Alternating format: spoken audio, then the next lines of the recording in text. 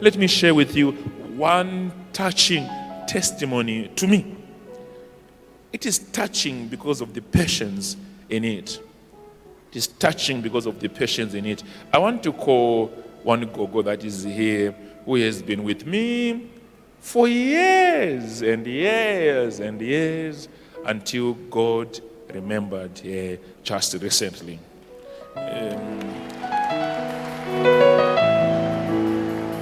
So I love the patience.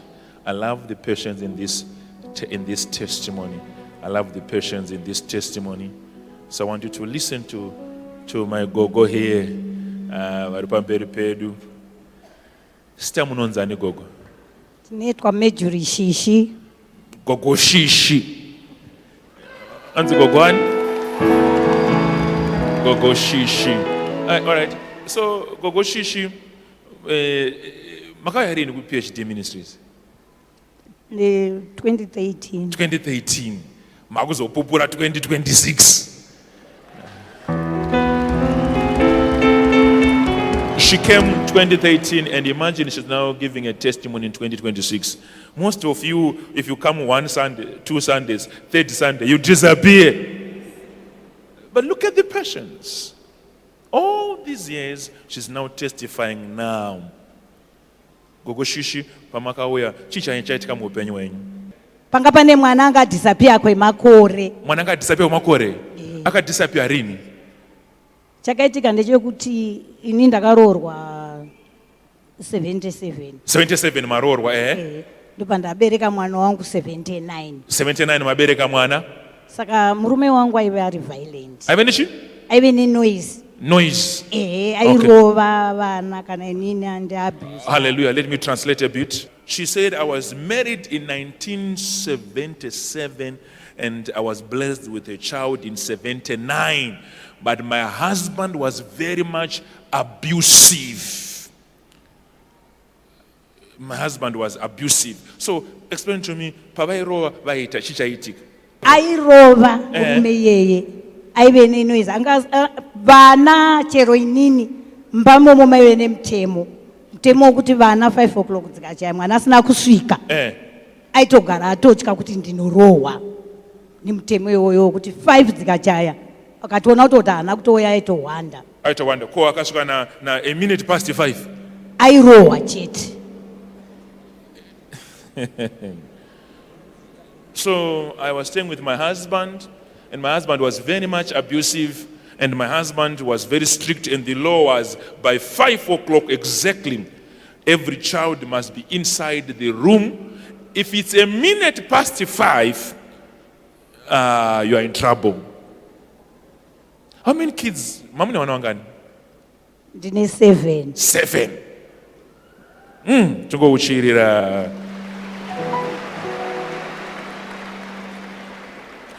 All right. So tell us now. Chichakazoitika now.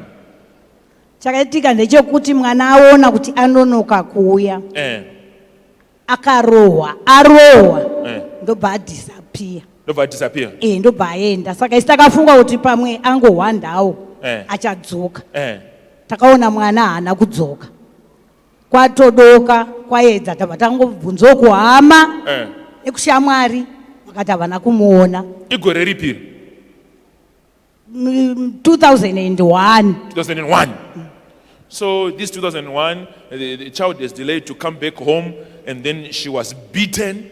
After being beaten, she ran away. We thought she's with the neighbors or somewhere around, so we were checking. We went over a day, we were checking.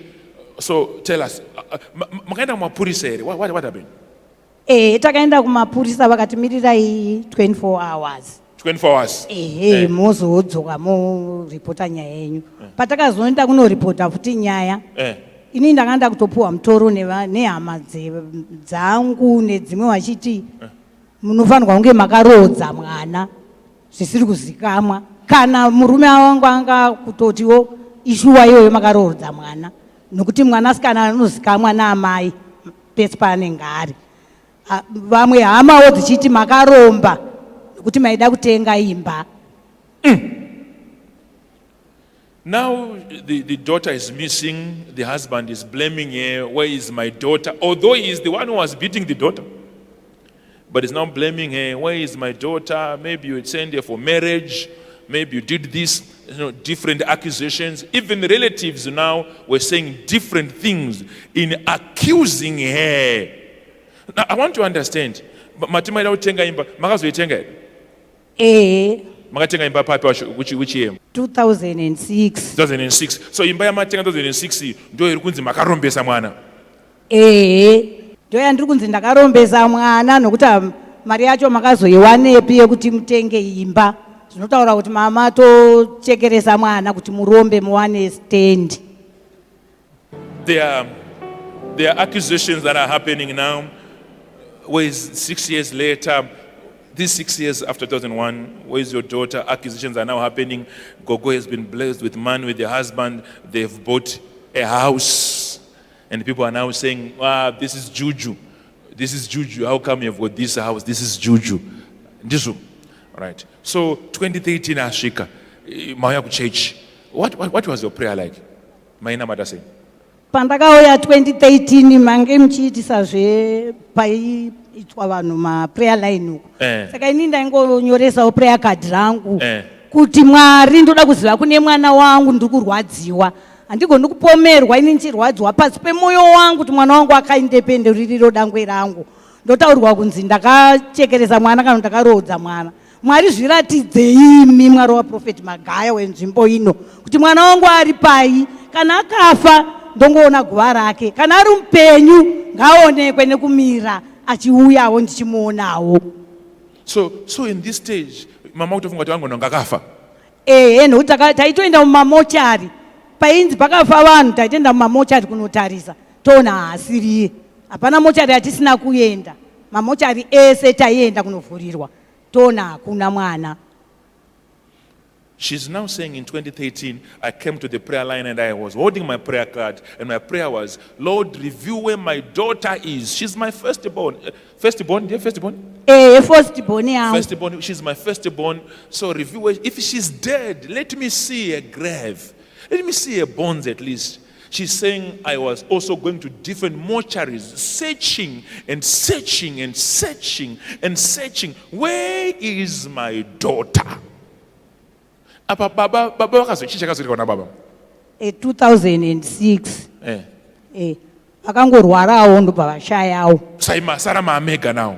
Sara ndandega ndichingoudzwa mashoko anorwadza pasi pemoyo pangu kuti mwana yeye makatodya pfuma, makaromba zvakawanda zvaitaurwa nehama. Hapana hama dzanga dzichandifarira, ndakatotanga kufarirwa nehama ndapano paPhD. Pairorwa vana vaiti muroya hadiwi ipapo.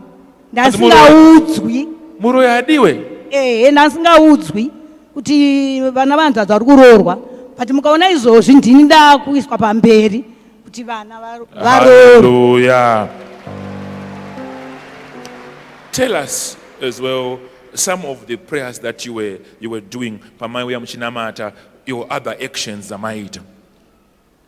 Prophet ndoda kukumbira kuregererwa maita sei? Timonzwa wada kukumbira kuregererwa kuti waita sei?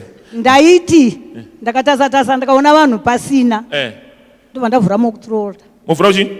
Mokutrolta.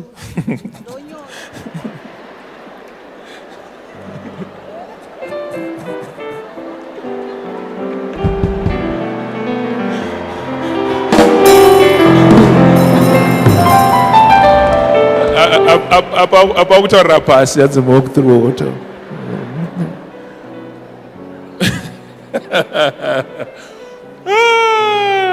Welcome to PhD Ministries.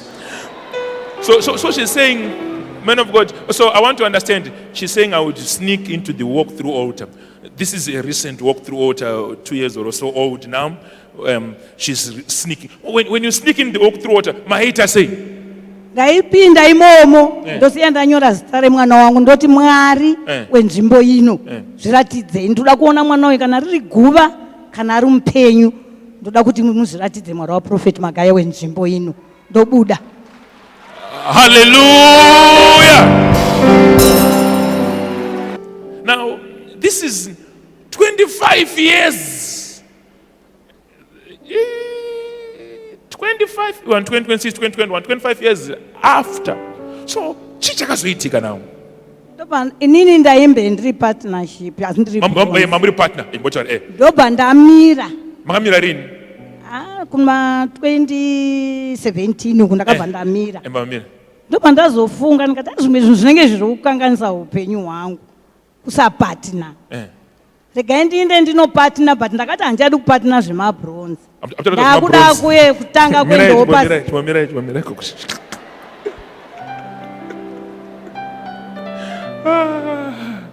Let me translate what she said. She said I was a partner up to 2017. Then I said, something is disturbing my life. I want to partner again, but I can't be a bronze. Said I can't, and get my bronze. I can't be a bronze. So you upgraded yourself. Ndoba ndaenda pa silver. Ndichangoenda pa silver ipapo. January, ngiri November, December, January. Ndikutonzwa shoko rokuti mwana awanikwa. Gogoshishi, mwana akawanikwa ari mupenyu here. Mwana akawanikwa ari mupenyu prophet. Ndinototya kana kutaura kana kutarisa kudai prophet ndinototya kuti Mwari wenzvimbo inoka.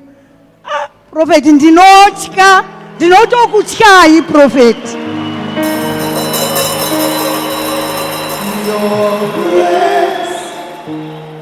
Your grace, akakudzai nezvekuti mwana ariko ndiani? Ihanzvadzi yangu ari kwaMutare. Akaita sei? Akandifonera akati sisi mwana awanikwa, ndikati unonyepa, ndakuda kutamba neni, mwana awanikwa kupi? Zvikanzi zveshuwa rega ndikutumirei mapicture ake pafoni. Ndobatotumira kati zvariye mwana wangu, Mwari wokwaProfeti Magaya unoshamisa, ari pano, ari pano. Regai tumuone.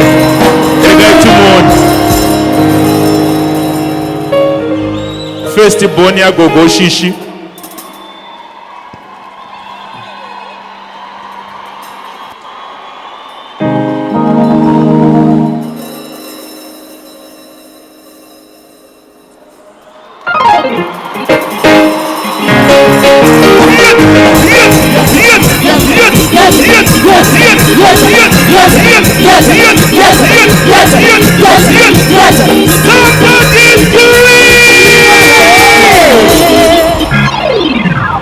My Jesus.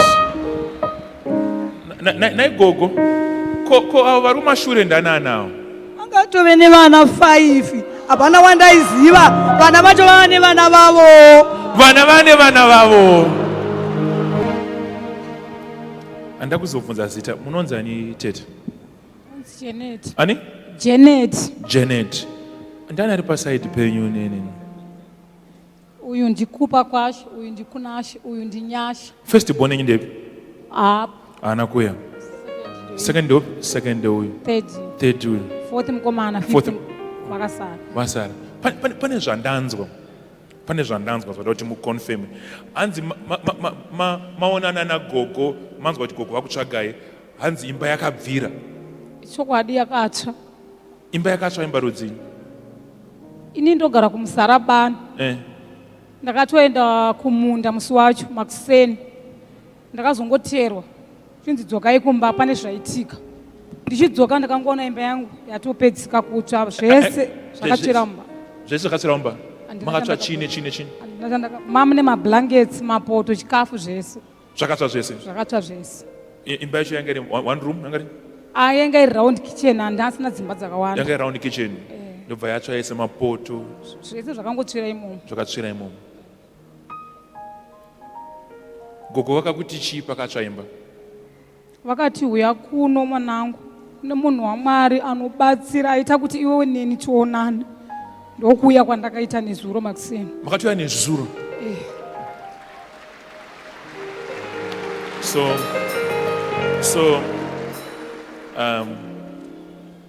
your kitchen, your pot, your pans, whatever zvakatsva, I shall replace it today. Somebody's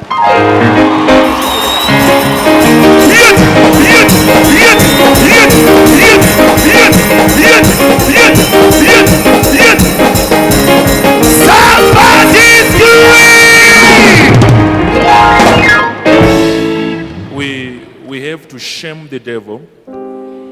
This was an attack for her not to be here. Because the spirit was broken, and the devil said, you can't go. Then the devil bent her house and said, you can't go there. So this is a ministry with partners. I know that my partners will help me through to achieve this. And we want to make sure that your kitchen is reconstructed. It's reconstructed, your pot, your pans. And I will give you a day that I will come with my partners that will be present to do the handover. I want to be there. That's my prayer. I want to be there. It's okay. God bless. Can you stretch your hands wherever you are? Let's pray for this family. Let's pray for this reunion. But as a family, just pray for the reunion that God has given us today. Let's pray. Let's pray. Let's pray. Let's pray for this reunion. Father, I thank you for this restoration that has happened in this family. Bringing together families that have been lost. Thank you for this ministry, Lord, that is bringing families together. May you give us more mileage. May you give us more power. In Jesus' name we pray. Amen and amen. 𝗃𝗄𝗰𝗲, thank you. You may take your seats.